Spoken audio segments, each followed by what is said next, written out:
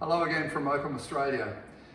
The next phase that we need to all get ready for is to reinstate the equipment. So how do we get the sterilizers and the under or on bench washers ready for service again? The very first thing I want to talk about is the main ingredient for both, and that's water and water treatment. So if you've, there are many ways to fill water in both types of equipment. For the sterilizers, you might be manually filling with bottled water, or you might be putting tap water in the top of the ones with built-in ion exchange resin filters, the new range of Mocoms, or you might have your own under sink RO, or reverse osmosis water system. Now in that case, reverse osmosis needs to be dealt with because it's a breeding ground for bacteria in the dwell time. So the carbon filter up front of the RO removes all the chlorine, and you've got non-sanitized water sitting in the rest of the system. So we need to flush that out, and we'll show you that first. Even before we turn on the sterilizers and the washers, we need to deal with that RO. Make sure that all of that biological activity is flushed out. So here's one particular brand. We've turned it off in hibernation mode, so we'll turn that water back on and the power back on. Now, this particular unit, the Aquaclave RO-P5, has an automatic flush function.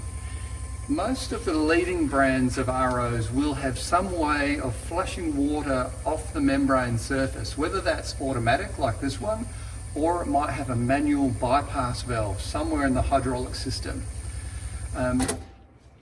What we need to do is manually activate that flush over and over and over again. So for about 5 minutes in total, and what we're doing is removing any biological activity from the membrane surface and flushing that down the drain, so that once we return the RO back to service, we're making high purity water with a very low CFU count. Okay, so over and over again. Once you're happy that you flushed it for 5 minutes, then we'll go ahead and take a TDS reading. Now there's a few ways of doing this.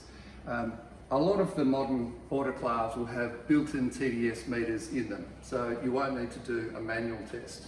But there's still a lot of models around where there's no way of measuring the TDS from inside the autoclave. So if you don't already have one of these TDS meters, you can get them online. stshealth.com.au has them online. They're not expensive and they're really easy to use.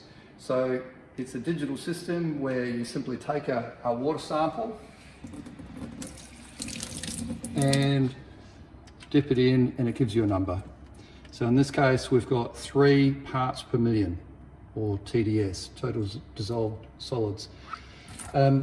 What we want to see with autoclaves is a number less than 10. So less than 10 TDS, or parts per million.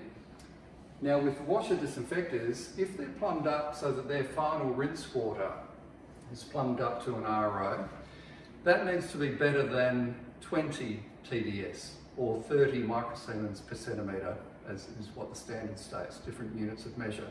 So just make sure that the water quality required after your downtime is still meeting the targets of sterilizers, so better than 10 TDS, or washer disinfectors, better than 20 TDS. Then we can turn on the sterilizers and the washers and get them ready for service. Okay, so you're back to your practice and you're ready to use the underbench Tethys D60 or T60 again.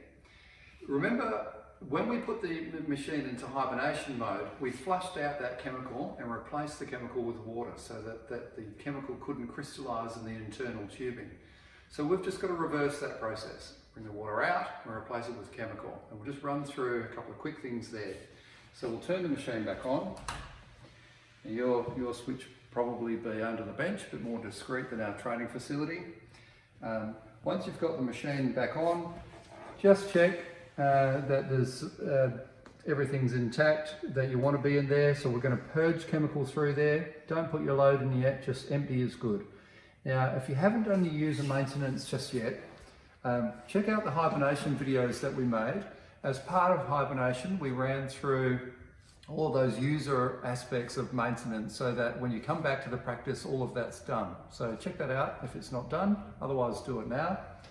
And we'll close the door, and you're probably using program 7 usually.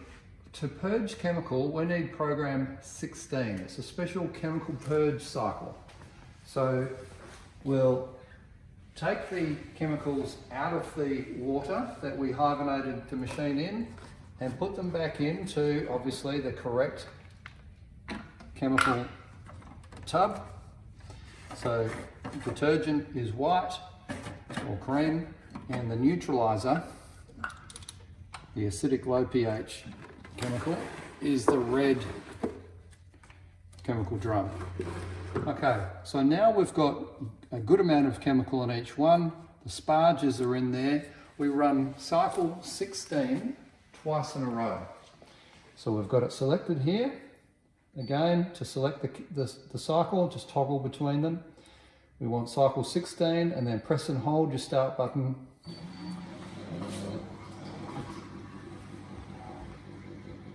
Just check that the water's back on if you've turned it off. And that cycle 16 will take about 10 minutes. You'll let it finish, and then you just do it again. So what that does is just brings that chemical through. There's in total about 3 or 4 meters of tubing that the chemical's got to make its way through the labyrinth to enter the tub. So run program 16 twice, and then you can load the chamber full of your instruments and you're ready to go. All right, I hope that's been helpful. It's pretty simple, and welcome back.